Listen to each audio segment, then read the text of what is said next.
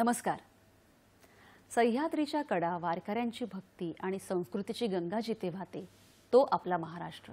आणि या आपल्या महाराष्ट्रात आपल्या सह्याद्री वाहिनीतर्फे हॅलो सह्याद्री कार्यक्रमात मी पूनम सादरकर आपल्या सगळ्यांचं मनापासून स्वागत करते. कालच आपण 2 ऑक्टोबर गांधी जयंती साजरी केली आणि स्वच्छ भारत हे आपल्या गांधीजींचं स्वप्न होतं. आणि म्हणूनच 2 ऑक्टोबर 2014 ला स्वच्छ भारत अभियानाची सुरुवात झाली. आपला महाराष्ट्र फुलावा, स्वच्छ राहावा, प्रत्येक गाव खेड हे स्वच्छ राहावं ही आपलीही जबाबदारी आहे. आणि म्हणूनच याच अनुषंगाने आज आपण चर्चा करणार आहोत, कार्यक्रम करणार आहोत. कारण स्वच्छतेतून आरोग्य व आरोग्यातूनच प्रगतीचे अनेक मार्ग खुले होतात. आजचा आपला विषय काय आहे ते बघूया. आजचा आपला विषय आहे स्वच्छ सुंदर महाराष्ट्र. स्वच्छ भारत अभियानांतर्गत आजचा आपला विशेष कार्यक्रम आहे. स्वच्छ सुंदर महाराष्ट्र या महत्त्वाच्या कार्यक्रमात चर्चा करण्यासाठी आपण नेहमी आपल्या इथे तज्ञ व्यक्तींना आपल्या स्टुडिओत आमंत्रित करीत असतो. आज आपल्याबरोबर आहे श्री सचिन पवार. नमस्कार सर. नमस्ते. कार्यक्रमात तुमचं मनापासून स्वागत. धन्यवाद. श्री सचिन पवार हे उपआयुक्त आरोग्य पिंपरी चिंचवड महानगरपालिका येथे कार्यरत आहेत. दापोली येथील डॉक्टर बाळासाहेब सावंत कोकण कृषी विद्यापीठातून त्यांनी पदव्युत्तर पदवी संपादन केलेली आहे. महाराष्ट्र राज्य सेवेच्या माध्यमातून प्रशासकीय कारकिर्दीला सुरुवात केली. तसेच वाई, महाबळेश्वर, पनवेल, ठाणे, पुणे येथे अनेक ठिकाणी त्यांनी महत्त्वपूर्ण कामगिरी केलेली आहे. आपल्या कुशल नेतृत्व आणि दूरदृष्टीमुळे शहराच्या आरोग्य आणि स्वच्छतेच्या क्षेत्रात त्यांनी उल्लेखनीय कामगिरी केलेली आहे. आज आपण त्यांच्याकडून एक नागरिक म्हणून आपली जबाबदारी नक्की काय आहे आणि हे स्वच्छ भारत सुंदर भारत हे अभियान आपणही कशा पद्धतीने चांगल्या प्रकारे राबवू शकतो या सगळ्यांविषयी माहिती करून घेऊया. आजचा आपला अतिशय सुंदर विषय आहे स्वच्छ महाराष्ट्र सुंदर महाराष्ट्र स्वच्छ भारत अभियानांतर्गत आजचा आपला कार्यक्रम आहे. कार्यक्रमाला सुरुवात करूया, पण त्यापूर्वी आपण एक ध्वनिचित्रफीत बघूया.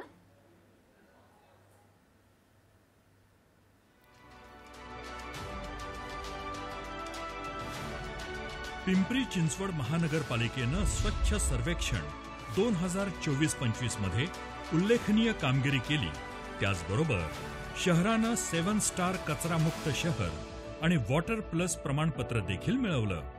हे यश महापालिकेच्या काही अभिनव आणि प्रभावी उपक्रमांमुळे शक्य झालं आहे.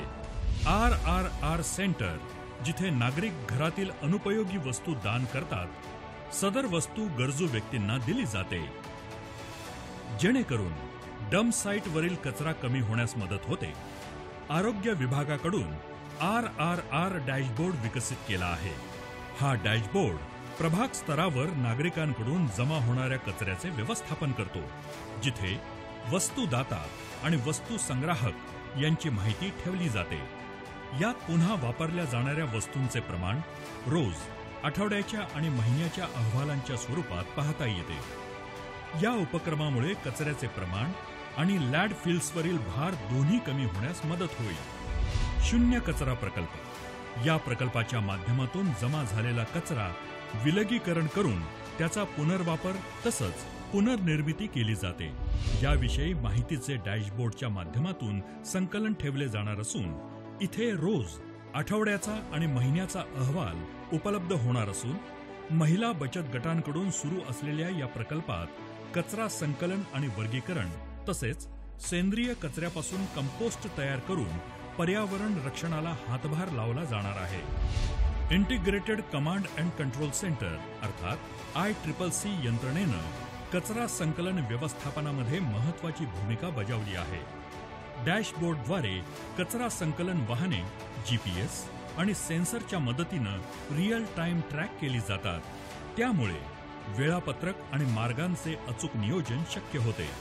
दुहेरी फेऱ्या टाळल्या जातात, वेळेवर संकलन सुनिश्चित होते, तसेच इंधन बचत, घंटागाडीचे योग्य व्यवस्थापन इत्यादी ICCC मुळे महापालिकेच्या कचरा व्यवस्थापनात कार्यक्षमता आणि पारदर्शकता वाढली असून ही यंत्रणा देशात शहरी कचरा व्यवस्थापनासाठी आदर्श ठरली आहे. PCMCनं PCMC फीड या नावाचा AI आधारित ॲप विकसित केला आहे, ज्यात शौचालयाची नियोजित वेळेत सफाई केली की नाही याची माहिती QR कोड स्कॅनिंग, भौगोलिक स्थान यांचा वापर करून मिळते. या ॲपमुळे स्वच्छता निरीक्षक दुरूनच स्वच्छतेची ऑनलाईन पाहणी करू शकतात आणि आवश्यक ते दंडही आकारू शकतात. महिला सक्षमीकरणासाठी नवी दिशा या उपक्रमाद्वारे शौचालय व्यवस्थापन महिलांमार्फत होत असून त्यामुळे महिला आर्थिक सक्षमीकरण, स्वच्छ आणि सुरक्षित वातावरण तयार होत आहे. जनजागृतीसाठी आरोग्य विभाग IEC अर्थात माहिती, शिक्षण आणि संवाद हा कार्यक्रम राबवत असून या माध्यमातून नागरिकांमध्ये कचरा विलगीकरण, होम कंपोस्टिंग आणि स्वच्छता मोहिमांविषयी जागरूकता वाढवली जाते. पथनाट्य, चित्रकला, पोस्टर स्पर्धा आणि प्लास्टिक बंदी मोहिमेच्या माध्यमातून नागरिक स्वच्छतेत सहभागी होतात. घनकचरा व्यवस्थापनात सर्वोत्तम परिणाम मिळवण्यासाठी PCMCनं तंत्रज्ञानाचा यशस्वीरित्या वापर केला आहे. पिंपरी चिंचवड शहरातील नागरिकांच्या सहकार्यानं, महापालिकेच्या पुढाकारानं येत्या काळात स्वच्छ सर्वेक्षण 2026 मध्ये आपण निश्चितच भारतातील सर्वात स्वच्छ सुंदर शहर बनवूया.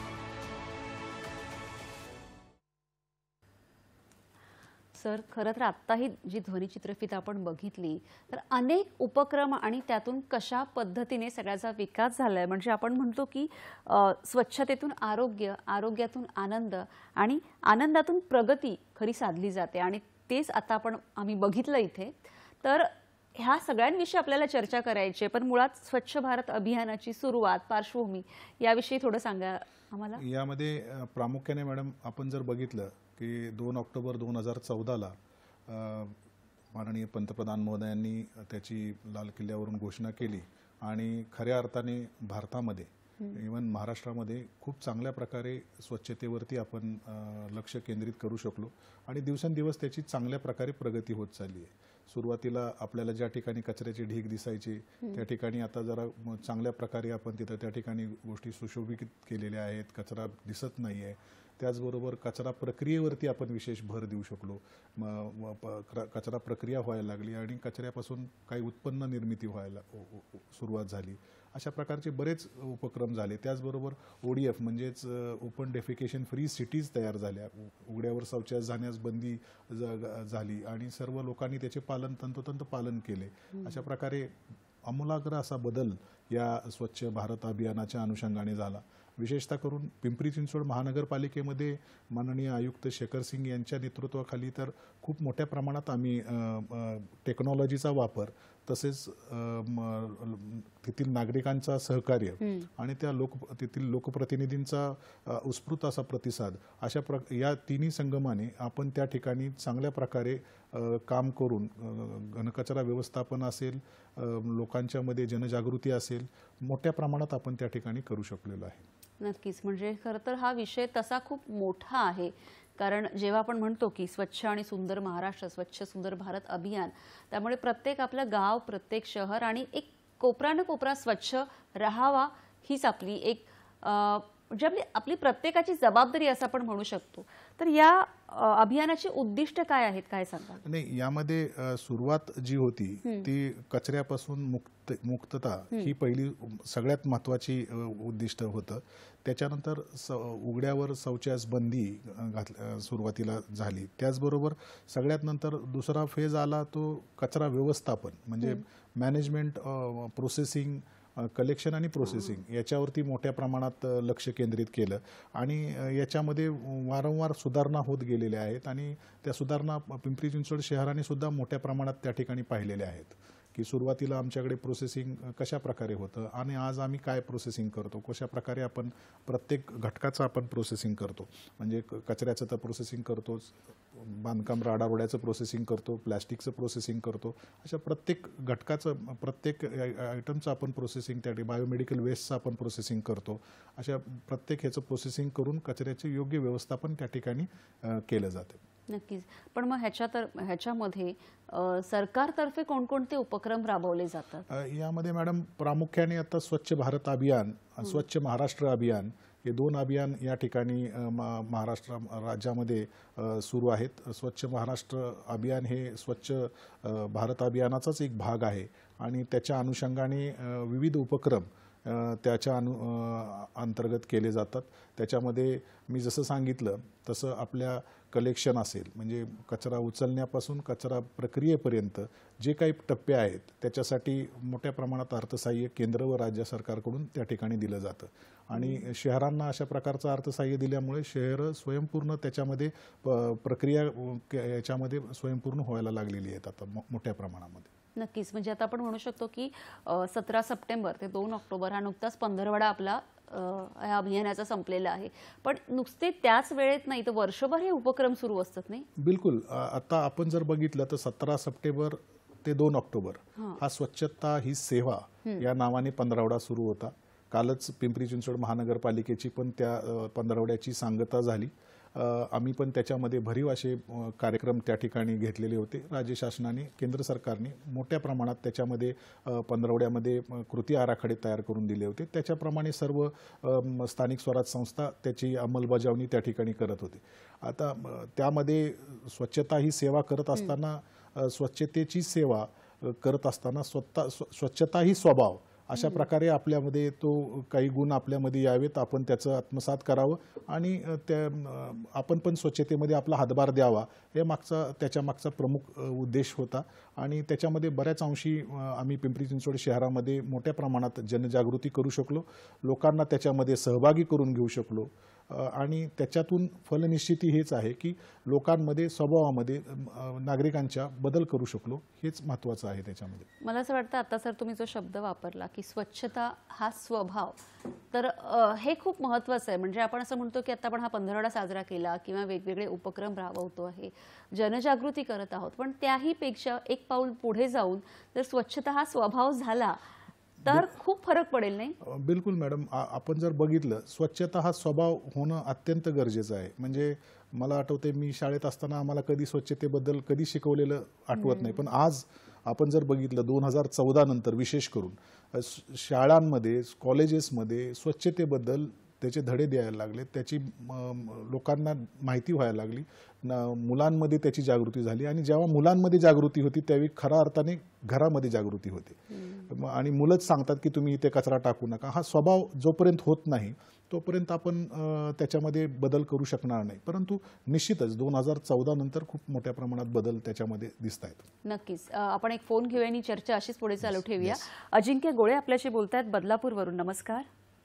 मला असं विचारायचं आहे की नागरिकांच्या इन्व्हॉल्वमेंट शिवाय उपक्रम यशस्वी होऊ शकतात का, याविषयी काय सांगाल असं विचारायचं? नाही, गोळे साहेबांचा प्रश्न अतिशय उपयुक्त आहे आणि महत्त्वाचा आहे. त्यांनी प्रश्न विचारला की नागरिकांच्या सहभागाशिवाय उपक्रम यशस्वी होऊ शकतो का, तर निश्चितच होऊ शकत नाही. नागरिकांचा सहभाग हा अतिशय महत्त्वाचा आहे. नागरिकांनी जर सहभागच दिला नाही आणि त्याला प्रतिसादच दिला नाही तर प्रशासन किंवा शासन कुठलीही योजना सक्सेसफुली राबवू शकत नाही. म्हणजे मी आमच्या पिंपरी चिंचवड शहरातील उदाहरण देऊ इच्छितो.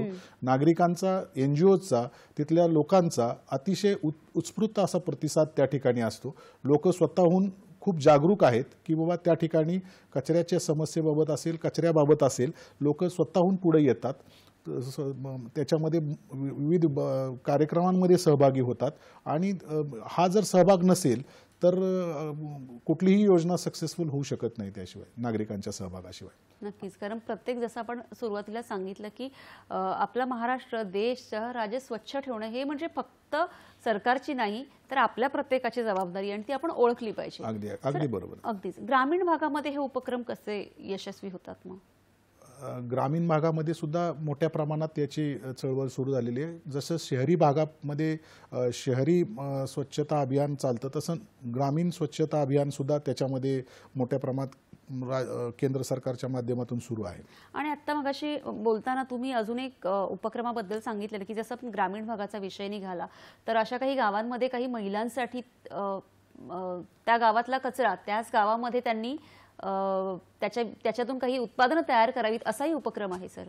निश्चित आहे. आता उदाहरणार्थ पिंपरी चिंचवड महानगरपालिकेमध्ये जर बघितलं तर आमच्याकडे झिरो वेस्ट स्लम नावाचा एक आम्ही कन्सेप्ट केलेला आहे की ज्याच्यामध्ये स्थानिक ज्या काही आमच्या झोपडपट्ट्या आहेत, काही वस्त्या आहेत, त्यामध्ये महिलांचे बचत गट एकत्र येऊन त्यांना आम्ही CSRच्या माध्यमातून त्या ठिकाणी प्रोसेसिंगचं पूर्ण युनिट तयार केलेलं आहे आणि त्या प्रोसेसिंगमधनं ते प्रोसेसिंग करतात आणि त्याच्यातून अर्थार्जना पण होते आणि त्या कचऱ्याची पण विल्हेवाट त्या ठिकाणी लागली जाते. अशा प्रकारचा खूप चांगल्या प्रकारचा उपक्रम आता पिंपरी चिंचवड शहरामध्ये नवी दिशा अंतर्गत आपण राबवत आहे. नक्कीच आपण त्याविषयी बोलू आणि त्याचबरोबरीने कुष्ठरोग एक संस्थेविषयीही तुम्ही सांगितलेलं त्याविषयी बोलू. एक फोन घेऊया आणि मी ही चर्चा अशीच पुढे चालू ठेवूया. रवींद्र कुडाळकर आपल्याशी बोलताय जळगाववरून. नमस्कार. नमस्कार. माझा प्रश्न असा आहे, पुणे मुंबई सारख्या महानगरांमध्ये झोपडपट्टी, कामगार वसाहत आणि छोट्या गल्ल्या असलेल्या भागात कचरा साफसफाई करून त्याची विल्हेवाट लावणं, त्याशिवाय अशा वस्त्यांमधले जे खड्डे असतात तिथे पावसाळ्यात पाण्यामध्ये सुद्धा कचरा साचतो, आरोग्यालाही धोकादायक असतं, हे मच्छरही होतात. तर याचं कचरा व्यवस्थापन आपण कसं करावं? धन्यवाद. नक्कीच.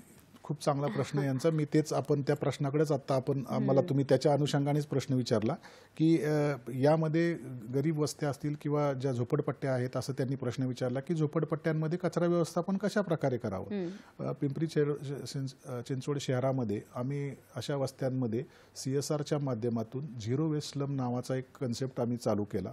माननीय शेखर सिंग आयुक्त साहेब यांनी त्याला खूप इनिशिएटिव्ह घेतलं आणि ते प्रोजेक्ट सुरू करत असताना ज्या होतकरू महिला आहेत, ज्या चांगल्या प्रकारच्या बचत गटाच्या महिला आहेत, त्या ठिकाणी त्या बचत गटाच्या महिलांना एकत्र करून त्या बचत गटांच्या महिलांना पूर्णपणे त्या ठिकाणी प्रोसेसिंगचं सेटअप ते पूर्ण कचऱ्याचं संकलन करतात. संकलन करून ते कचरा प्रोसेसिंगसाठी त्या छोटासा एक प्लांट त्या ठिकाणी तयार केलेला आहे आणि त्या प्लांटवरती तो कचरा घेऊन येतात. त्या ठिकाणी त्याच्यापासून ते कंपोस्ट बनवतात आणि सुक्या कचऱ्यापासून वेगवेगळे 17 टाईपमध्ये ते आमच्या इथं सेग्रिगेशन करतात आणि ते सेग्रिगेशन केलेलं मटेरियल ते पुन्हा रिसायकलरला विकलं जातं. त्यातून काही अर्थार्जना आणि पालिकेकडून काही अशी मदत करून त्यांना आम्ही सस्टेन केलेलं आहे आणि खूप चांगल्या प्रकारे असे बचत गट आमच्या इथं कार्यरत आहेत आणि त्याच्यामुळे झोपडपट्ट्या असतील किंवा ज्या वस्त्या असतील त्या वस्त्यामधले कचरा व्यवस्थापन इतकं सुलभ झालेलं आहे. शहराचं मोठ्या प्रमाणात शहराची जी प्रोसेसिंग युनिट आहे ते खूप चांगल्या प्रकारे आमचं आहेच, परंतु हे छोटे छोटे सुद्धा प्रकल्प आपण त्या ठिकाणी पिंपरी चिंचवड शहरामध्ये राबवलेले आहेत. नक्कीच सर. आता मगाशी बोलतानाही तुम्ही RRR एक शब्द वापरला आणि जसे सुरुवातीला आपण एक ध्वनिचित्रफीत बघितली त्यामध्येही सुद्धा RRR डॅशबोर्ड अशी एक संकल्पना राबवली गेली आणि अतिशय सुप्त उपक्रम आहे तो. तर त्याविषयी आम्हाला सविस्तर ऐकायला खरंच आवडेल. स्वच्छ भारत अभियानाअंतर्गत केंद्र सरकारच्या मार्गदर्शक सूचनेनुसार प्रत्येक शहरांमध्ये RR सेंटर्स कार्यान्वित करण्याबाबतच्या सूचना दिल्या होत्या.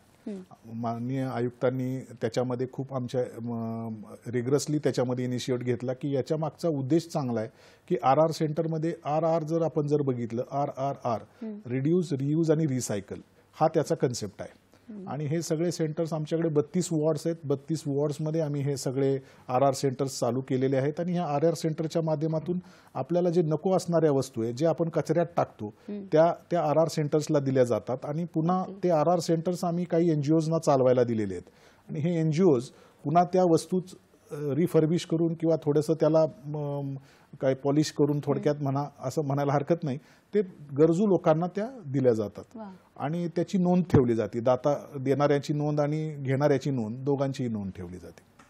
नक्कीच नक्कीच. म्हणजे याच्यामध्ये प्रत्येक शहरामध्ये किंवा आपण म्हणू शकतो की विभागामध्ये जवळजवळचे RR सेंटर आहेत की एकच आहे? नाही, आमच्याकडे 32 वॉर्ड्स आहेत. तर 32 ठिकाणी आमच्याकडे ते RR सेंटर्स आहेत आणि त्या RR सेंटरचे आम्ही त्या दोन संस्था आहेत आमच्याकडे. त्या 2 संस्थांबरोबर आमचे मेमोरंडिंग ऑफ ॲग्रीमेंट झालेले आहेत की जेणेकरून ते जागा फक्त पालिकेने त्यांना दिलेली आहे आणि ते रन त्या संस्था करतात त्या ठिकाणी. खूप चांगल्या प्रकारे रन करतात.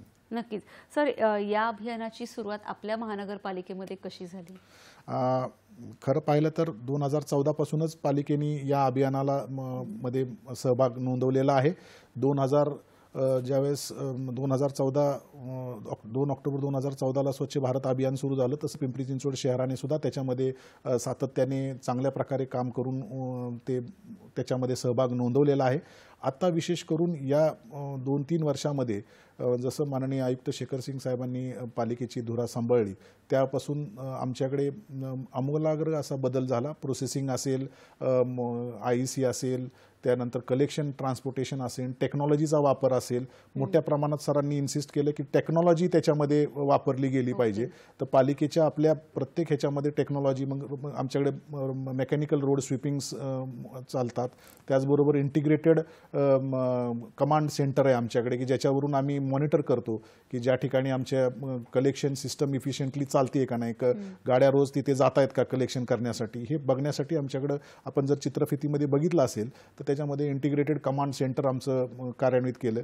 असे विविध उपक्रम सर आल्यापासून सुरू झाले आणि त्याचाच म्हणजे प्रोसेसिंगमध्ये आम्ही इंटिग्रेटेड वेस्ट मॅनेजमेंटकडे वळालो. म्हणजे आमच्याकडे वेस्ट टू एनर्जी प्लांट आहे, बायोमेडिकल वेस्ट आपण तिथे ट्रीट करतो, प्लॅस्टिक वेस्ट आपण प्रोसेस करतो, त्याचबरोबर आमच्याकडेचं जे राडारोडा आहे त्याचं वेस्ट आपण तिथं प्रोसेस करतो. आता नवीनच आमचं एक CNG म्हणजे बायो CNG जो आहे त्याचं 350 टनाचा आपला एक प्रोजेक्ट त्याच्या ठिकाणी अपकमिंग आहे. त्याचे टेंडरिंग प्रोसेस वगैरे पूर्ण झालेली आहे आणि ते लवकरच कार्यान्वित होईल तो सुद्धा. म्हणजे इंटिग्रेटेड वेस्ट मॅनेजमेंट एका अर्थाने पिंपरी चिंचवड महानगरपालिकेमध्ये सुरुवात झाली जसं या स्वच्छ भारत अभियान आल्यापासून. नक्की सर, सगळं ऐकूया. एक फोन घेऊया. वैभव गावडे आपल्याशी बोलतात चिंचवडवरून. नमस्कार. हॅलो, नमस्कार. मी वैभव गावडे बोलतो चिंचवडवरून. बोला. माझा प्रश्न असा आहे की पिंपरी चिंचवड महानगरपालिकेच्या आजूबाजूला आता जे मोठ्या प्रमाणात बांधकामं होत आहेत किंवा भविष्यात वाढणाऱ्या लोकसंख्येच्या अनुषंगाने घनकचऱ्यासारख्या महत्त्वाच्या विषयावरती महानगरपालिकेने काय नियोजन केले आहे आणि आता महाराष्ट्रामध्ये जी शहरांचं मोठ्या प्रमाणात वाढती शहरं आहेत त्या अनुषंगाने कशा प्रकारे तयारी करता येईल? नक्कीच, धन्यवाद. गावडेजी पिंपरी चिंचवडमधलेच आहेत सुदैवाने. त्यांनी प्रश्न विचारलाय किंवा आजूबाजूच्या शहरांमध्ये शहरं वाढत आहेत त्याच्या अनुषंगाने काय प्रोसेसिंगसाठी आपण करतोय. तर अपकमिंग आमचा आता 14 मेगावॅटचा वीज निर्मितीचा प्रकल्प आहे. वेस्ट टू एनर्जी होते आपल्याकडे, कचऱ्यापासून वीज निर्मिती होते पिंपरी चिंचवड महानगरपालिकेमध्ये 14 मेगावॅट रोजची. त्याची एक्सटेन्शन आपण अजून 14 मेगावॅटची साधारणतः होती त्याच्यामध्ये. टोटल 28 मेगावॅट त्याच्यामध्ये कचरा वीज निर्मिती होईल आणि 700 ते 1400 मेट्रिक टनापर्यंत कचरा त्या ठिकाणी आपला प्रोसेस होऊ शकतो. 2032 पर्यंत आपण मॅक्झिमम कचरा त्या ठिकाणी प्रोसेस करण्याचं नियोजन पिंपरी चिंचवड महानगरपालिकेने केलेलं आहे, ज्याच्यामध्ये CNG म्हणजे बायो CNG गॅस जो निर्मित होतो त्याचाही प्रकल्प 350 टनाचा एक त्याच्यामध्ये प्रस्तावित आहे, म्हणजे चालू होतोय आता तो. नक्की सर, म्हणजे जसं सुरुवातीला कचरा ही एक फार मोठी समस्या होती, पण आता त्याच कचऱ्यातून विविध प्रकारचे उपक्रम राबवले जात आहेत. अर्थार्जनाचे काही सुत्ते उपक्रम राबवले जात आहेत आणि त्याचं रिसायकलिंग केलं जात आहे. जसं मगाशी तुम्ही सांगितले की तुमच्या महानगरपालिकेबद्दल, स्वच्छ सर्वेक्षण 2024-25 मध्ये खरं तर राष्ट्रीय स्तरावर 7वा आणि महाराष्ट्रात पहिला नंबर मिळालेला आहे.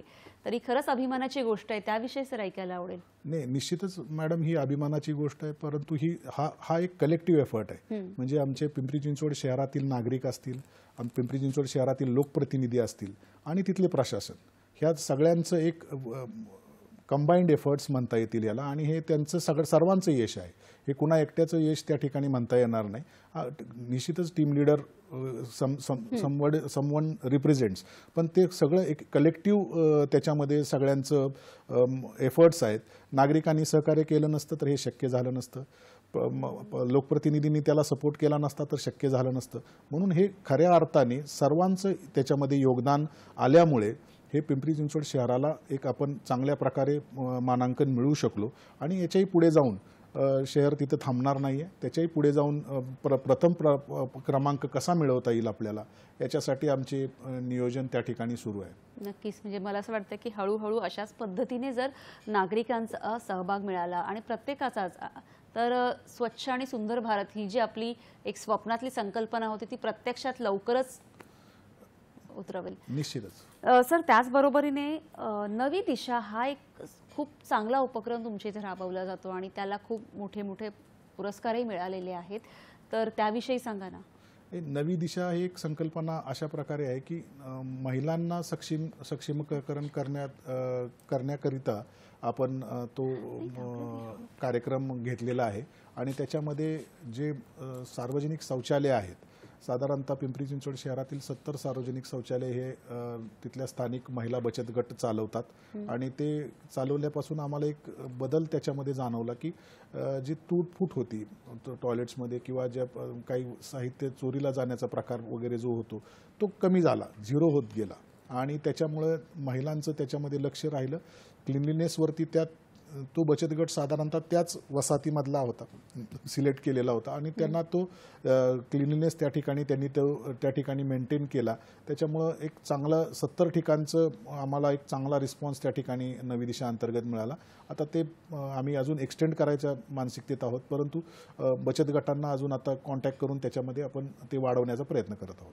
नक्की सर, म्हणजे अनेक उपक्रम इथे राबवले जात आहेत आणि आता जशी मगाशी आपण एक ध्वनिचित्रफीत बघितलेली, तर आताही आपण एक ध्वनिचित्रफीत बघूया आणि स्वच्छ आणि सुंदर भारत ही संकल्पना काय आहे याविषयी जाणून घेऊया. सकाळी उठण्यापूर्वीच आपल्याला भोवतालचा परिसर स्वच्छ आणि प्रसन्न दिसतो, कारण पिंपरी चिंचवड महानगरपालिकेचे सफाई कर्मचारी बांधव त्यासाठी रात्रीच्या वेळी आणि भल्या पहाटे प्रामाणिकपणे कामाला लागतात. शहरातील BRTS रोड, शहरामधून जाणारे महामार्ग, 18 मीटरपेक्षा जास्त रुंदी असणारे रस्ते, पदपथ तसेच सेवा रस्त्यांची यांत्रिकी पद्धतीने साफसफाई केली जाते. दररोज प्रत्येक वाहनाद्वारे 40 किलोमीटर असे 640 किलोमीटर लांबीचे रस्ते स्वच्छ केले जातात. शहरातील हवेची गुणवत्ता राखण्यासाठी विविध मुख्य चौकांवर 9 एअरबिन, 21 dry mist fountain, 8 stationary fog cannons आणि 8 फिरत्या वाहनांवर बसवलेले फॉग कॅनन्सचा वापर केला जात आहे. त्याचबरोबर रस्ते, डिवायडर्स, उंच पुतळे आणि उंच झाडे स्वच्छ करण्यासाठी रोड वॉशर्सचा वापर केला जात आहे. पाणी वाचवण्यासाठी आणि पर्यावरणाचे रक्षणासाठी यांत्रिकीकृत रस्ते स्वच्छतेसाठी केवळ प्रक्रिया केलेले सांडपाणी वापरले जाते. पिंपरी चिंचवड शहरामध्ये घनकचऱ्याचे प्रमाण सध्या दररोज 1400 मेट्रिक टन निर्माण होते. घरोघरचा गोळा केलेला कचरा अत्याधुनिक ट्रान्सफर स्टेशनच्या मार्फत मोशी कचरा डेपो इथे पुढील प्रक्रियेसाठी पाठवला जातो. मोशी घनकचरा व्यवस्थापन प्रकल्पासाठी सर्व कचऱ्यावर शास्त्रोक्त पद्धतीने प्रक्रिया केली जाते. ओल्या कचऱ्यावर प्रक्रिया करून खते आणि सुक्या कचऱ्यापासून RDF म्हणजेच रिफ्युज्ड डिराइव्ड फ्युएल तयार केले जाते. सदर RDFचा वापर वेस्ट टू एनर्जी प्रकल्पामध्ये करून त्यापासून 14 मेगावॉट वीज निर्मिती केली जाते. ही वीज PCMCच्या STP आणि जलशुद्धीकरण केंद्रात वापरली जाते. वेस्ट टू एनर्जी प्रकल्पामधून मिळणारी वीज मनपाला 5 रुपये प्रति युनिट प्रमाणे पुढील 20 वर्षे उपलब्ध होणार असल्यानं मनपाची मोठ्या प्रमाणात वीज बचत होत आहे. PCMC मधील 2500 हॉटेल्समधून निर्माण होणारा अन्नकचरा विशेष वाहनाद्वारे मोशी इथे 5 एकर क्षेत्रफळावर उभारलेल्या बायोमिथेनेशन प्लांटमध्ये नेला जातो. तिथे दररोज 2 टन बायो CNG तयार केला जातो, ज्यामुळे दररोज जवळपास 5 टन हानिकारक CO2 वाचवला जातो. शहरातून गोळा होणाऱ्या प्लास्टिक कचऱ्यावर मोशी इथे प्लास्टिक टू फ्युएल प्रकल्पात प्रक्रिया करण्यात येत आहे. यातून इंधन निर्मिती आणि ग्रॅन्युअल्स तयार केले जात आहेत. रुग्णालयांमधून गोळा होणाऱ्या जैव वैद्यकीय कचऱ्यावर प्रक्रिया करण्यासाठी मोशी इथे उभारण्यात आलेल्या सुमारे 17.90 टन प्रतिदिन क्षमतेच्या अत्याधुनिक तंत्रज्ञानावर आधारित प्रकल्पात प्रक्रिया करण्यात येत आहे. यामध्ये ऑक्टोक्लेव्ह आणि इन्सिनेटर याद्वारे प्रक्रिया केली जाते. रहिवासी, व्यापारी संकुले आणि औद्योगिक परिसरातून निघणारे ई-वेस्ट कलेक्ट करून प्रोसेसिंगसाठी भोसरी येथील J ब्लॉक कचरा संकलन केंद्रामध्ये आणले जाते. C&D वेस्ट म्हणजेच बांधकाम, राडारोडा निष्काळजीपणे शहरातील मोकळ्या जागांमध्ये किंवा नदी नाल्यांच्या बाजूला मोठ्या प्रमाणात टाकला जातो. यावर नियंत्रण ठेवण्यासाठी मोशी कचरा डेपोजवळ सुमारे 5 एकर जागेत 200 मेट्रिक टन प्रतिदिन क्षमतेचा बांधकाम राडारोड्यावर शास्त्रशुद्ध प्रक्रिया प्लांट उभा केला आहे. या बांधकाम राडारोड्यावर शास्त्रोक्त पद्धतीने प्रक्रिया करून त्यापासून GSB, वेट मिक्स, खडी, वाळू तसंच पेवर ब्लॉक, विटा, अशी प्री कास्ट उत्पादने मागणीनुसार बनवली जातात. बायो मायनिंग म्हणजेच जैव खाण कचरा प्रक्रिया प्रकल्पाचा एक भाग म्हणून मोशी येथील गेल्या 30 वर्षांमध्ये साठलेल्या सुमारे 23 लाख टन कचऱ्यापैकी पहिल्या टप्प्यात 8 लाख टन कचऱ्यावर प्रक्रिया करण्यात येत असून उर्वरित सुमारे 15 लाख टन कचऱ्यावर दुसऱ्या टप्प्यात बायो मायनिंग करण्यात येत आहे, जेणेकरून मोशी येथील सर्व कचरा संपून जाईल. या सर्व प्रकल्पामुळे शहरवासियांच्या क्वालिटी ऑफ लाईफ मध्ये मोठी सुधारणा होत असल्यानं नागरिक समाधान व्यक्त करीत आहेत. पिंपरी चिंचवड शहर एक हेल्दी आणि लिव्हेबल शहर म्हणून उदयास येत आहे, याचा आम्हाला अभिमान आहे. वा, नक्की सर. आता जी आपण ही ध्वनिचित्रफीत बघितली तर कशा पद्धतीने खरं तर इतका मोठ्या प्रमाणावरचा जो कचरा आहे त्याचं प्रोसेसिंग केलं जातं, कशा पद्धतीने त्याचा वापर केला जातो आणि ही आपण म्हणतो ना की स्वच्छ भारत किंवा हे जे आपलं स्वप्न आहे ते पूर्ण केलं जात आहे. त्या सगळ्यांविषयी आपण बोलूयाच, पण या सगळ्यांमध्ये स्वच्छता कर्मचारी यांचा रोल खरं तर खूप मोठा आहे. तर मग त्यांना काही प्रशिक्षण कसं दिलं जातं किंवा सगळ्यात महत्त्वाचं त्यांचं आरोग्य, त्याची काळजी कशी घेतली जाते? निश्चितच मॅडम, यामध्ये सर्वात मेन जो घटक आहे तो आमचे स्वच्छता सफाई कर्मचारी किंवा स्वच्छता मित्र, सफाई मित्र यांचा मोठा रोल आहे आणि यांचा रोल कुणीही नाकारू शकणार नाही. कारण त्यांच्याशिवाय ज्यावेळेस शहर झोपलेलं असतं किंवा जागं नसतं त्यावेळेस त्यांची कामाला सुरुवात होते आणि खूप चांगल्या प्रकारे पिंपरी चिंचवड महानगरपालिकेमध्ये त्याच्यामध्ये आपण त्यांच्यासाठी प्रशिक्षण कार्यक्रम आखतो. त्याचबरोबर वर्षातून 2 वेळा आपण त्यांची मेडिकल चेकअप घेतो आणि पिंपरी चिंचवड महानगरपालिकेचे स्वतःचे हॉस्पिटल्स आहेत, त्या ठिकाणी बऱ्याच अंशी त्यांना ट्रीटमेंट परमनंट कर्मचारी आहेत, त्यांना एक योजना त्या ठिकाणी धन्वंतरी गोल्ड नावाची एक योजना आहे ज्याच्यामधून त्यांना हेल्थ बेनिफिटसुद्धा भेटतात आणि या बाकीच्या कर्मचाऱ्यांना जे कॉन्ट्रॅक्च्युअल कर्मचारी आहेत त्यांना सुद्धा त्यांच्या रिस्पेक्टिव्ह यंत्रणेकडून जे काही इन्शुरन्स आहेत त्याच्या अंतर्गत त्यांना कव्हर केलं जातं. अशा प्रकारे मेडिकल हेल्थ चेकअप हे वर्षातून 2 वेळा पिंपरी चिंचवड महानगरपालिकेमध्ये या सफाई कर्मचाऱ्यांचे केले जातात. नक्कीच. पण या सगळ्याचं जे प्रोसेसिंग आहे, कारण की एवढ्या मोठ्या प्रमाणावर कचरा येणं, त्याचं प्रोसेसिंग करणं, खरं तर ही पण एक खूप मोठी जबाबदारी आहे. ती कशी तुम्ही पूर्ण करता? मॅडम, यामध्ये पिंपरी चिंचवड महानगरपालिकेने एक इंटिग्रेटेड सॉलिड वेस्ट मॅनेजमेंटचा अप्रोच अवलंब केलेला आहे, ज्याच्यामध्ये एकाच छत्राखाली सर्व प्रकारचे प्रोसेसिंग, म्हणजे जसं आता आपण चित्रफीत जर बघितली असेल तर त्याच्यामध्ये वेस्ट टू एनर्जीचा प्लांट आहे, त्याचबरोबर आमचा CND वेस्टचा प्लांट आहे, प्लॅस्टिक टू फ्युएलचा प्लांट आहे आणि बायोमेडिकल वेस्ट प्लांट आहे. हे सर्व एकाच ठिकाणी आहेत.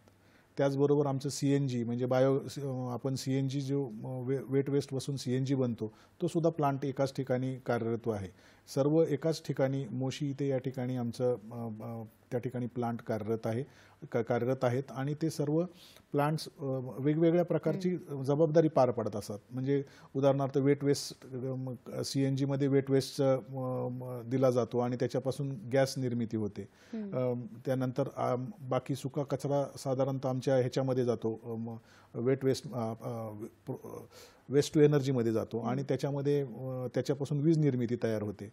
त्याचबरोबर बांधकामाचा जो राडारोडा आहे आमच्या CND वेस्टमध्ये जातो आणि प्लॅस्टिक जो काही कलेक्शन होतं तर तो प्लॅस्टिक टू फ्युएलसाठी त्या प्लांटमध्ये जातं. त्याचबरोबर घातक जो कचरा आहे आपला जैव हॉस्पिटल्समधून निर्माण होणारा तो आपला बायोमेडिकल वेस्ट जो प्रोसेसिंग प्लांट आहे त्या ठिकाणी तो प्रोसेसिंगसाठी जातो. असे वेगवेगळ्या सगळ्या घटकावरती तिथं प्रोसेसिंग होते, म्हणजे कुठलाही घटक त्याच्यामधून वंचित राहत नाही प्रोसेसिंगपासून.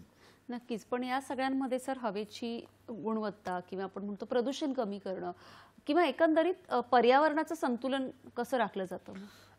याच्यामध्ये पर्यावरणाच्या संतुलनासाठी आपण या ठिकाणी विविध उपक्रम राबवले जातात. NCAPमध्ये शहराचा समावेश असल्यामुळे त्या ठिकाणी PM10 असेल, PM2 जे काही हे आहेत पार्टिकल्स आहेत हे कमी करण्यासाठी आपण आपल्याकडे वेगवेगळ्या गाड्यांची व्यवस्था केलेली आहे आणि त्याच्या माध्यमातून आपण तिथे फवारणी करून त्याच्यामध्ये ते कंट्रोल करण्याचा प्रयत्न करतो.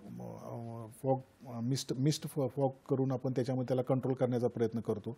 वेगवेगळे उपक्रम पर्यावरण विभागामार्फत आपल्या राबवले जातात, जेणेकरून हवेची गुणवत्ता ठेवण्यासाठी आपण त्या ठिकाणी काम करतो.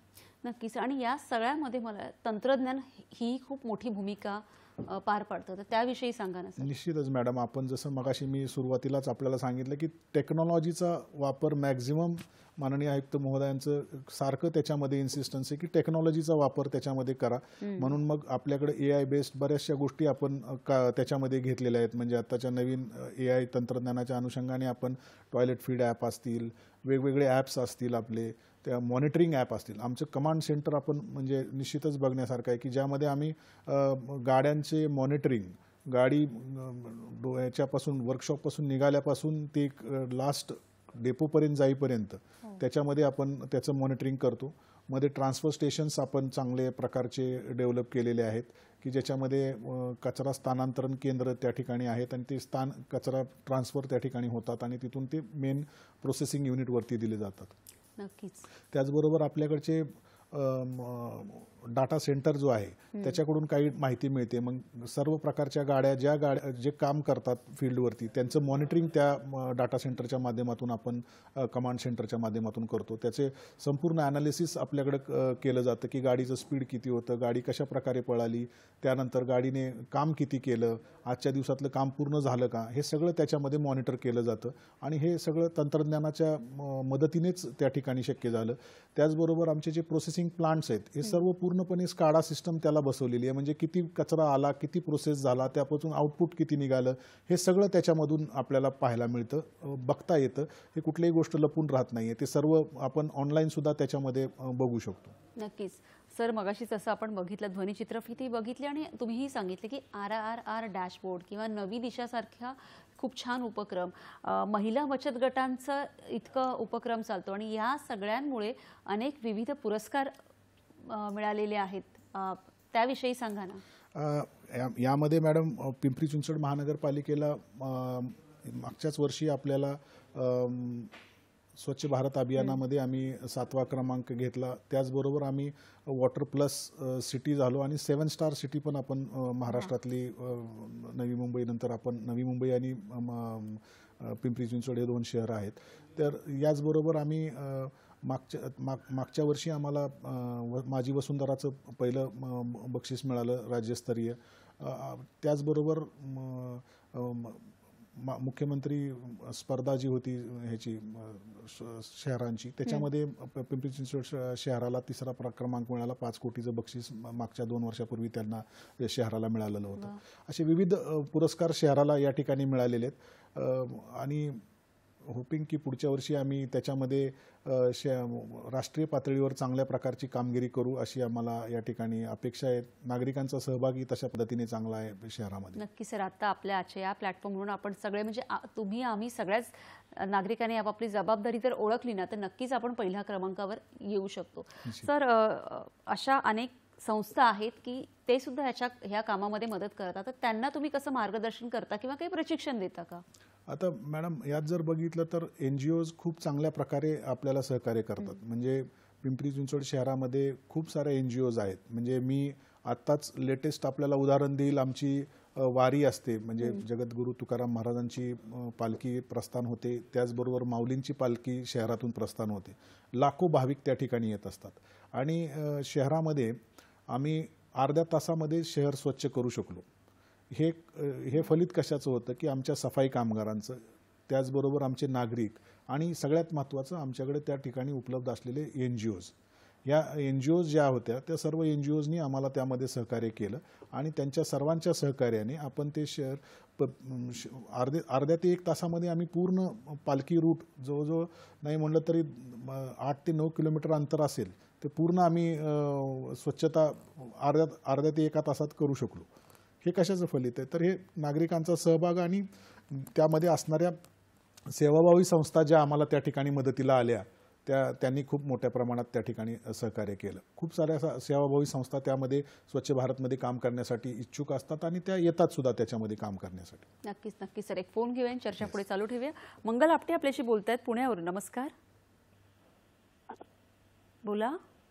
नमस्कार. मला असं विचारायचं आहे की हा जो कचरा आहे तर तो सोसायट्यातनं जर एकत्र केला आणि एकत्र करून जर त्याला जर ते मशीन मिळालं तर त्या एक प्रकारचं खत तयार होईल आणि कचराही बाहेर जाणार नाही. तर ह्या समस्या आपण म्हणजे हे महानगरपालिका किंवा अजून काही हे करू शकतील का की छोटं मशीन मिळालं तर हा कचरा बाहेरच जाऊ शकणार नाही. अशा एक चांगली योजना माझी आहे. नक्कीच. धन्यवाद मंगलताई. लोकांचा सहभाग सुरू झाला आहे सर, काय सांगाल? निश्चित याच्यामध्ये जर आपण जर बघितलं तर सॉलिड वेस्ट मॅनेजमेंट रूल्स 2016 त्याच्यामध्ये क्लिअर कट इन्स्ट्रक्शन्स दिलेले आहेत की 100 किलोपेक्षा जास्त कचरा निर्मिती ज्या सोसायटी किंवा ज्या याच्यामध्ये होते त्यांनी त्यांची स्वतःची प्रोसेसिंग त्या ठिकाणी करणं अभिप्रेत आहे. आता ज्या मोठ्या सोसायटी आहेत बहुतांशी आमच्या शहरामध्ये बऱ्यापैकी काही सोसायट्यांमध्ये स्वतःच प्रोसेसिंग त्या सोसायट्याच करतात. सोसायट्या तिथले जो ओला कचरा आहे तो तिथेच जिरवला जातो त्यांच्या सोसायटीमध्येच. तर आपण त्या पद्धतीने त्यांच्या सोसायटीमध्ये त्या करू शकतात. पण मग त्यासाठी काही प्रशिक्षण असतं का? त्यासाठी आम्ही आमच्याकडे मशीन असतं का? नाही, त्यासाठी मशीन वगैरे असं कुठलं नाहीये. तुम्ही कुठल्याही प्रकारचं प्रोसेसिंग करू शकता. कंपोस्टिंग करणं हाच त्याच्या मागचा एक सोपा सरळ मार्ग आहे आणि हे करत असताना तुम्हाला टेक्नॉलॉजी फार अवघड नाहीये. म्हणजे की काही मशीनीज ते केलं पाहिजे असं नाहीये. तुम्ही त्याला साध्या ह्यांनी सुद्धा सुकवून सुद्धा त्याच्यामध्ये ते कंपोस्टिंग त्या ठिकाणी होऊ शकतं. तर महत्त्वाचं करणं हा महत्त्वाचा मुद्दा आहे. तर करण्यासाठी प्रोत्साहन लोकांना देणं गरजेचं आहे. त्यासाठी शहरामध्ये आमच्या आपण 10% रिबीट देतो. आता त्याच्यामध्ये आपण रेटिंग पण शहरामध्ये सोसायट्यांचं चालू केलेलं आहे आमच्या पिंपरी चिंचवड शहरामध्ये की जी सोसायटी हे करेल त्याला आम्ही रेटिंग देणार आहे किंवा 2 रेटिंग 3 रेटिंग 4 रेटिंग 5 रेटिंग अशा प्रकारचं ते रेटिंग त्याच्यामध्ये असणार आहे आणि त्यांना रिबीट पण त्याच्यामध्ये टॅक्सेशनमध्ये त्यामध्ये मिळत आहे त्याच्यामध्ये. नक्कीच सर. खरं तर याच्यामध्ये सगळ्यात मोठा सहभाग लोकसहभाग हा आपण असं म्हणू शकतो. पण त्याचबरोबरीने शाळेमधल्या विद्यार्थ्यांना सुद्धा जर असे काही छोटे छोटे उपक्रम किंवा जनजागृती होते का? नाही, बिलकुल होते. आमच्याकडे झिरो वेस्ट स्कूल नावाचा सुद्धा कन्सेप्ट आम्ही राबवतो की त्या मुलांना आमच्याबरोबर काही NGOज त्याच्यामध्ये जोडल्या गेलेल्या आहेत. तर त्या मुलांना आम्ही शाळेमध्येच 1 तास त्याच्यामध्ये दिला जातो आणि त्याच्यामध्ये कचरा प्रोसेसिंग कशा प्रकारे होते, कचऱ्याचे व्यवस्थापन कशा प्रकारे केले पाहिजे आणि कचरा निर्माण होणार नाही यासाठी काय दक्षता घेतली पाहिजे याचे धडे त्या ठिकाणी शाळांमध्ये दिले जातात. साधारणतः 114च्या आसपास शाळा असतील आमच्याकडे पालिकेच्या. तर त्या सर्व शाळांमध्ये आपण तो उपक्रम राबवतो. नक्कीच सर. त्याचबरोबरीने आता सगळ्यात मोठी भेडसावणारी समस्या आहे ज्याच्यामुळे आपल्या आरोग्यावरही तितकाच परिणाम होतो की प्लास्टिकचा वापर किंवा प्लास्टिक, आणि त्याच्यावर कसा आळा घालता येईल?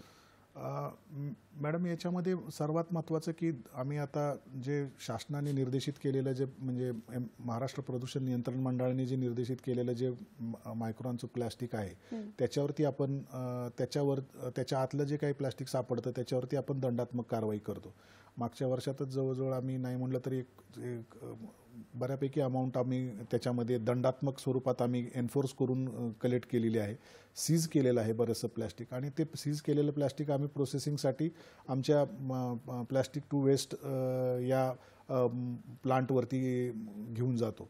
यामध्ये जनजागृती ही मोठ्या प्रमाणात करणं गरजेचं आहे असं मला या ठिकाणी प्रामुख्याने वाटतं आणि आम्ही त्या अनुषंगाने आमच्याकडचे काही बचत गट आहेत त्यांना आम्ही साहित्य देतो. म्हणजे उदाहरणार्थ जे काही आमच्याकडे RR सेंटर्समध्ये येणारं कापड असेल हे आम्ही त्यांना देतो आणि त्याच्या माध्यमातून ते त्या ठिकाणी पिशव्या बनवतात.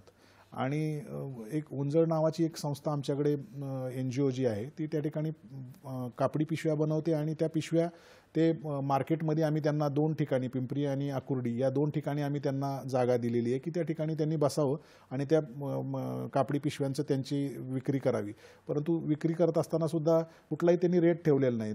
किंमत तुमची आणि पिशवी तुम्ही घेऊन जायची, तुम्ही किंमत द्यायची आणि पिशवी घेऊन जायची. चांगल्या प्रकारे त्यांना रिस्पॉन्स त्या ठिकाणी मिळतो आणि ते कापड सुद्धा आमच्या RR सेंटरमधनं त्यांना आम्ही दिलं जातं. अशा प्रकारे जर हे जरा आम्ही स्केलअप करायचा प्रयत्न करतोय, लोकांमध्ये जागृती आणि अशा एक इफेक्टिव्ह कलेक्टिव्ह असं त्याच्यामध्ये जर आपण हे करू शकलो तर आपल्याला निश्चितच प्लॅस्टिकवरती सुद्धा मात करता येऊ शकते. नक्कीच, कारण की एवढी मोठी भेडसावणारी समस्या आपण थोड्या प्रमाणात तरी कमी करू शकतो. सर, बऱ्याचशा सोसायटी असतात की ते ओला कचरा सुका कचरा पण अजूनही काही ठिकाणी होतं काही ठिकाणी नाही होत, तर ते 100% होणं किती गरजेचं आहे? नाही, हे अतिशय गरजेचं आहे मॅडम. सोर्स सेग्रिगेशन जर झालं तर त्याला प्रोसेसिंगला खूप चांगल्या प्रकारचे रिझल्ट्स त्या ठिकाणी मिळतात. म्हणून आम्ही सेग्रिगेशन पर्सेंटेज हे वाढवण्यासाठी आमच्याकडे IECच्या टीम्स कार्यरत आहेत की ज्या ह्या IECच्या टीम्स सगळीकडे जाऊन प्रबोधन करतात की हे पर्सेंटेज आपलं ड्रॉप नाही झालं पाहिजे सेग्रिगेशनचं, आणि ते सेग्रिगेशन चांगल्या प्रकारे त्या ठिकाणी जर झालं तर त्याचा अल्टिमेट परिणाम हा प्रोसेसिंगवरती होतो. पण अजूनही बऱ्याच ठिकाणी होत नाही. लोकांमध्ये त्याच्याबद्दलची जागरूकता आणि लोकांनी त्याच्यामध्ये स्वतःहून पुढे आलं पाहिजे की हा सगळा वेगळा वेगळा कचरा दिला गेला पाहिजे, आणि त्याचबरोबर पालिकेने सुद्धा ती उचलण्याची व्यवस्था तशी ठेवली पाहिजे की ती नेली पाहिजे. जे आमच्या इथं आम्ही चांगल्या प्रकारे मॉनिटर करतो की ती एकत्रित न जाता प्रोसेसिंगसाठी आपल्याला सेपरेट लागते, कारण त्याची व्हॅल्यू त्याशिवाय भेटत नाही आहे त्या प्रोसेसिंग युनिटवरती. अशा प्रकारे ते गरजेचं आहे त्या ठिकाणी वेगवेगळं असणं. नक्की सर. सर, नवी दिशासारखा जो उपक्रम आहे की ज्याला अगदी चांगल्या चांगल्या पुरस्कारांनी सन्मानित करण्यात आलं आहे, त्याविषयी अजून सांगा, आणि असे उपक्रम अजून आपण ठिकठिकाणी राबवू शकतो का? निश्चितच. नवी दिशाला गॉंगझोचा अवॉर्ड मिळाला आमच्या टॉयलेट क्लिनिंगच्या प्रोजेक्टला.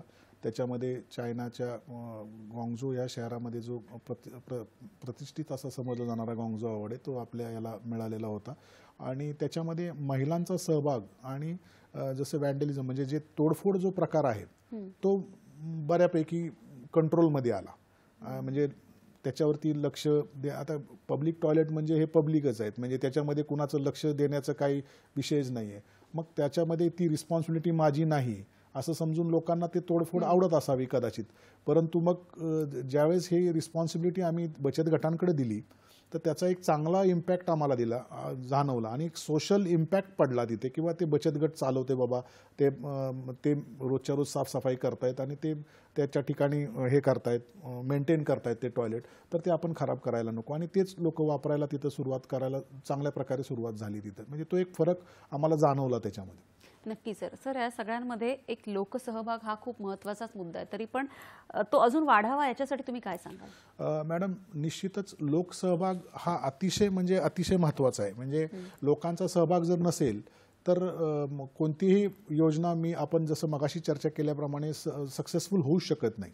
मग स्वच्छ भारत असू द्या, अन्य कोणतीही योजना असू द्या, परंतु याच्यामध्ये 2014 नंतर खूप मोठ्या प्रमाणात आमूलाग्र असा बदल आपल्याला जाणवतो, दिसतो, आणि तो प्रत्यक्षात ग्राउंडवरती पण दिसतो. लोक त्याच्यामध्ये सहभागी होतात, लोक कचऱ्याबद्दल जागरूक झालेत, आणि लोकांना वाटतं की माझ्या दारात कचरा नको. तर अशा प्रकारची जी मानसिकता तयार झाली ही स्वच्छ भारतमुळेच तयार झालेली आहे. आणि स्वच्छ भारत जर नसतं तर कदाचित आपण तसेच अजून कचरा प्रोसेसिंग करता आली नसती, किंवा कचऱ्यावरती आपण कुठल्या प्रकारची प्रक्रिया केली नसती, असंच राहिलं असतं. म्हणून खऱ्या अर्थाने स्वच्छ भारत अभियान जसं सुरू झालं तसं याला एक चांगल्या प्रकारची दिशा मिळाली, आणि लोकांनी ज्यावेळेस यात सहभाग घ्यायला सुरुवात केली तर त्याला एक वेगळीच दिशा मिळत गेली, आणि चालू आहे चांगल्या प्रकारचं काम त्याच्यामध्ये. नक्की. जेव्हा आपण स्वच्छतेतून प्रगती असं जेव्हा म्हणतो तेव्हा काय काय प्रगती साधली जाते? कारण की खूप मोठ्या प्रमाणावर ही प्रोसेसिंग होते. ह्याच्यामुळे आरोग्याचे प्रश्न सगळ्यात महत्त्वाचे कमी होतात. कचरा त्या ठिकाणी जे व्हिजिबल क्लिनलीनेस जो म्हणतो तो दिसायला लागला पूर्ण शहरांमध्ये. मोठ्या प्रमाणात व्हिजिबल क्लिनलीनेस हा शहरांमध्ये दिसायला लागला. जिथं कचऱ्याचे ढीग असायचे तिथे आता ब्युटिफिकेशन्स झालेले आहेत. वेस्ट टू वंडर्सपासून काही गोष्टी यायला लागल्यात. आमच्याकडे वेस्ट टू वंडरची पार्क आहे पिंपरी चिंचवड महानगरपालिकेमध्ये. त्याच्यानंतर काही ठिकाणी आमच्या लोकांनी जिथं कचरा पडतो तिथं ब्युटिफिकेशन स्पॉट्स तयार केलेले आहेत. असे खूप चांगले आमूलाग्र असे बदल पाहायला मिळाले त्याच्यामध्ये की जे या स्वच्छ भारत अभियानामध्ये. नक्कीच. आणि याच्यामध्ये महिलेचा सहभाग म्हणजे घरातल्या महिलेचा सहभागही किती महत्त्वाचा आहे? महिलांचा सहभाग अतिशय महत्त्वाचा आहे मॅडम, कारण महिला जशी घरात आपलं घर स्वच्छ ठेवते तसं शहरामध्ये सुद्धा तिचं वावर दिसतो. आमच्याकडे मॅक्झिमम जे सफाई मित्र आहेत हे महिलाच आहेत. मग ते कॉन्ट्रॅक्च्युअल असू दे किंवा परमनंट असू दे, अतिशय प्रामाणिकपणे त्यांचं काम त्या ठिकाणी करत असतात आणि मोठ्या प्रमाणात त्या ठिकाणी योगदान देतात. नवी दिशा सुद्धा आमच्याकडे महिला चालवतात. त्याचबरोबर झिरो वेस्ट स्लम सुद्धा महिलाच चालवतात. म्हणजे खऱ्या अर्थाने महिलांचा याच्यामध्ये खूप मोठ्या प्रमाणात चांगल्या प्रकारचा सकारात्मक असा प्रतिसाद आहे. आणि मला असं वाटतं की याच्यातून आपण त्यांना एक रोजगाराची संधी मोठ्या प्रमाणावर मिळाली. निश्चितच. मी आता जसं मगाशी सांगितल्याप्रमाणे आमच्याकडे बचत गटांना टॉयलेटचे आम्ही हे दिलेले आहेत. त्याचबरोबर झिरो वेस्ट स्लममध्ये सुद्धा त्या काम करतात आणि त्यातून त्यांना त्यांची अर्थार्जनाबरोबर त्याचबरोबर त्यांना कचऱ्यावरती प्रक्रिया करण्यासुद्धा तिथं त्या ठिकाणी मदत होते पालिकेला त्याच्यामध्ये. नक्कीच. सर, भविष्यातल्या काय योजना आहेत? कारण आता आपण बघितलं की खूप मोठ्या प्रमाणावर त्याचं प्रोसेसिंग, त्याच्या सगळ्यावर प्रक्रिया केली जात आहे. तर अजून अशा कोणत्या कोणत्या योजना आहेत त्याविषयी आम्हाला ऐकायला आवडेल. यामध्ये पिंपरी चिंचवड महानगरपालिकेचा भविष्यातले 2च महत्त्वाचे आता जो योजना त्याच्यामध्ये घेत आहोत की त्याच्यामध्ये वेस्ट टू एनर्जीचा जो प्लांट आहे त्याचं एक एक्सटेन्शन आमचं त्या ठिकाणी येऊ घातलेलं आहे. त्याचबरोबर आमचा आत्ता प्रोसेसिंग जो 350 मेट्रिक टनाचा जो बायोगॅस आहे त्याचंही काम प्रगतीपथावर आहे. ते सुद्धा आता भविष्यातलं आपलं त्याच्यामध्ये हे असणार आहे. त्याचबरोबर आपलं इंटिग्रेटेड वेस्ट मॅनेजमेंटचा जो प्रकल्प आहे त्यामध्ये आमचे जे कचऱ्याचे त्या ठिकाणी साचलेले ढीग आहेत ते कमी करण्यासाठीचा जो आता त्या ठिकाणी रिमेडिएशन त्या ठिकाणी चालू आहे ते जर एकदा पूर्ण झालं तर पूर्णपणे आम्ही त्याच्यामध्ये काम केल्याचं त्या ठिकाणी आपल्याला दिसून येईल त्याच्यामध्ये. नक्कीच. आणि सर, जर जेव्हा नागरिक असतात, काही ठिकाणी कचरा असतो किंवा कोणाला काही सांगायचं असेल तर कशा पद्धतीने ते संपर्क साधू शकतात? किंवा अशी काही वेबसाईट किंवा पिंपरी चिंचवड महानगरपालिकेमध्ये एक सारथी नावाचे ॲप आपण आपल्याकडे विकसित केलेले आहे. आणि सारथी ॲप हे खूप फेमस आहे पिंपरी चिंचवड महानगरपालिकेमध्ये, ज्याच्यावरती नागरिक आपल्या विविध समस्या त्यामध्ये टाकत असतात आणि त्याला एक डेडलाईन दिलेली आहे आणि त्या समस्या त्या संबंधित विभाग प्रमुखाकडून इमिडिएटली त्याच्यामध्ये रिझॉल्व्ह होण्याचं त्या ठिकाणी असतं. आणि विशेष करून सन्मान्य आयुक्त महोदय दर मंगळवारी त्याचा आढावा घेतात किंवा किती तक्रारी आल्या आणि किती तक्रारींचं तुम्ही निराकरण केलं आणि कशा प्रकारे त्या तक्रारी सोडवल्या, म्हणजे त्या तक्रारी पॉझिटिव्हली सोडवल्या, कशा प्रकारे त्यांच्या तक्रारींचं निराकरण केलं हे त्या ठिकाणी बघितलं जातं. नक्कीच. सर, विषय खूप मोठा आहे पण जाता जाता आपल्या सगळ्यांना तुम्हाला काय सांगावं असं वाटतं? कारण की ही खूप महत्त्वाची गोष्ट आहे. आणि यामध्ये मॅडम मला एकच सांगावंसं वाटतं की स्वच्छता हा स्वभाव आणि माझ्यापासून सुरुवात.